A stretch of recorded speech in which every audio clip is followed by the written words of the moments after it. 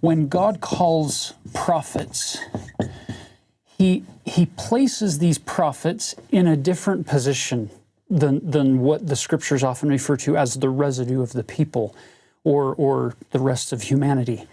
They have this elevated position. They're watchmen on a tower. They see things that maybe you and I don't have the perspective to see a long way off. So in my mind, one of the ways to look at this situation with Sidney Gilbert and Joseph Smith is Joseph's not looking at independence or at Western Missouri as, wow, this is the greatest land ever. That's what you and I could see. That's what our perspective would be limited to is, really?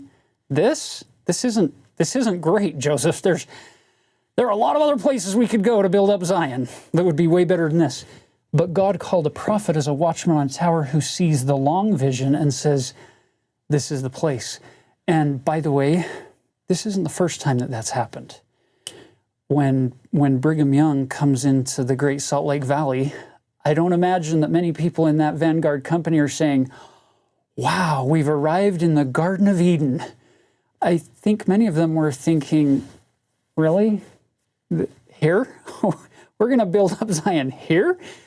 And possibly in the biblical context, there are parts of the Holy Land that probably many of those Israelites would have said similar things to God's prophet. But that's why I think we should be more grateful to actually stand and say, we thank thee, O God, for a prophet to guide us in these latter days. Some people would accuse us as members of the church of being blind followers of the prophet.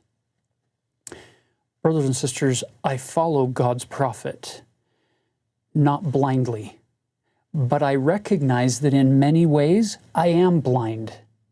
And so I follow God's prophet because I recognize my own limitations and my own blindness, but I don't blindly follow him. I follow God's prophet because I recognize that he can see some things down the road and in the past and in the present that I'm not aware of. And what a privilege it is to be led by prophets, seers, and revelators in the latter days.